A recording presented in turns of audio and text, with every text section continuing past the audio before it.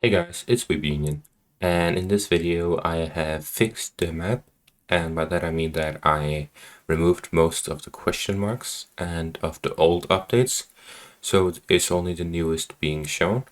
For example, here in Kherson I have adjusted the front line to look more like as it should look. Based on common sense and by seeing where Russia is shelling, it seems that the Russian adjustment of the front line seems to be the correct one. And there's still fighting ongoing here, so I kept them.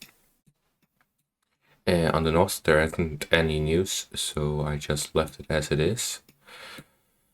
Zaporizhzhia front still more shelling, as it seems that they have been focusing a lot on here. And since the shelling is ongoing at villages on the front line, no specific villages were mentioned, so it stays contested in this area. No news on this front. There's still a lot of fighting here, and as long as the fighting is ongoing, I'll not update it as 100% taken, as it could go either way. Over here I removed that they captured Pisky, as that's confirmed 100%, so they just have to keep pushing, and eventually the map will follow.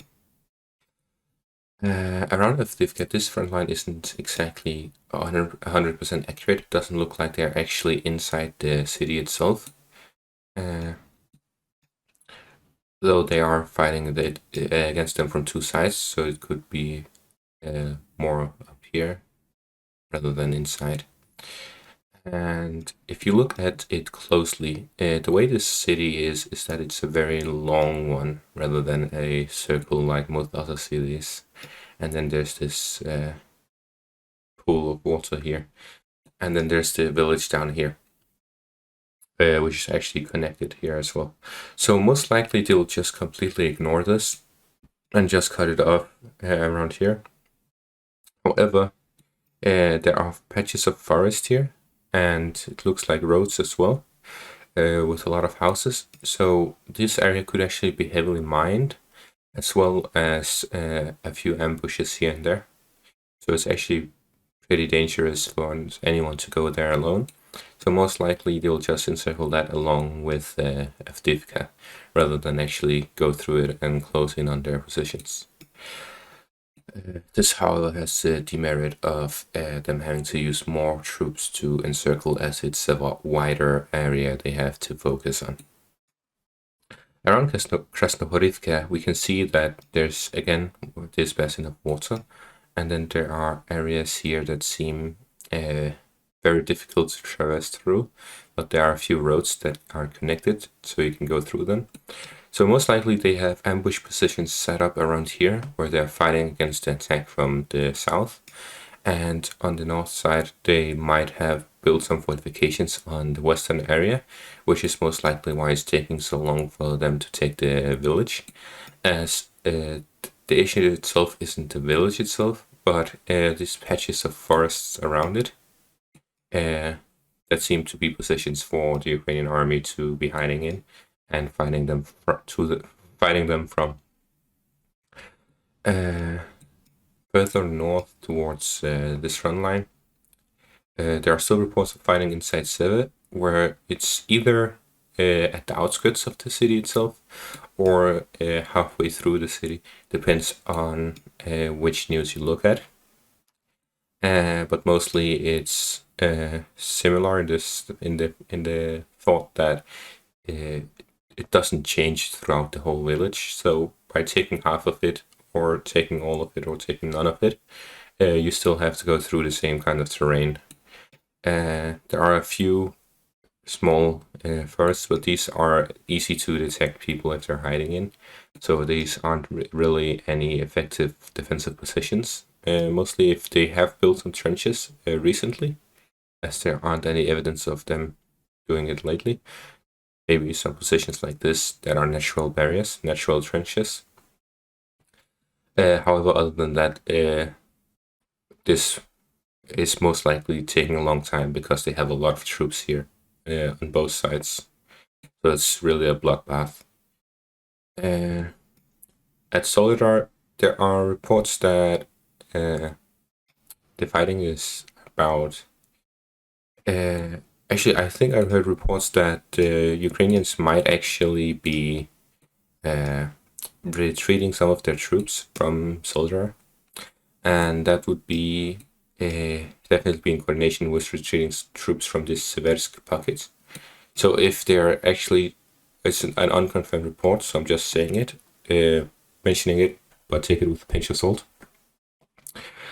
But basically, if they are retreating from Soledar, then they are also retreating from Seversk, which was my number one advice for the Ukrainians, to give up on the Seversk front and defend this one down here, as it will shorten their front line by about 50 to 60 kilometers, which will allow them to better defend these areas. Also, Soledar, it's a very important city if you have this salient, but if you give this up, then it's completely useless, and they can just defend this line instead. On the Isium front, as I mentioned, this is very significant because it's really close to Barvinkov, and there's nothing between Barvinkov and this village.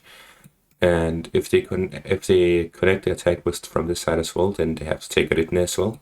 But that's 3 villages left between the Russians and Barvinkov. But then there's this large area that is connected by a forest and a river, and it's filled with villages. So most likely the Ukrainians have a really large defensive line around here, similar to that of Pokrovsk to Konstantinivka. So it's something like this, the defensive line.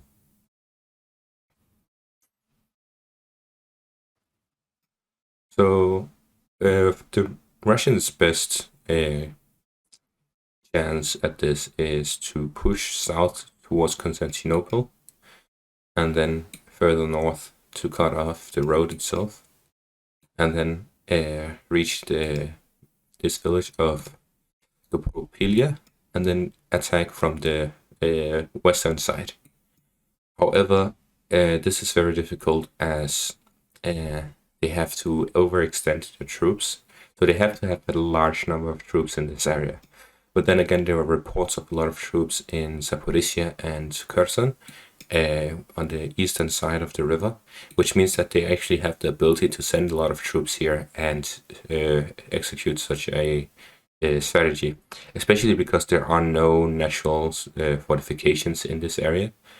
So all they have to rely on are prepared defensive lines from the Ukrainian side, which there aren't a lot of. Once they've taken Velika Novosilka, then it's mostly open ground until they reach Bahatir, which is again a defensive line based on a lot of villages chained to each other.